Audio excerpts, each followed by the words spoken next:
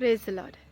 खूपसे लोक देवाचं वचन ऐकतात, आमेन पण म्हणतात, डोळे मिटून प्रार्थनाही करतात.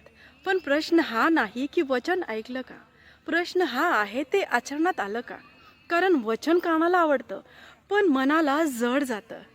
देव म्हणतो क्षमा कर, मन म्हणतं तो पात्र नाही. देव म्हणतो थांब, पण मन म्हणतं आता नाही तर कधी.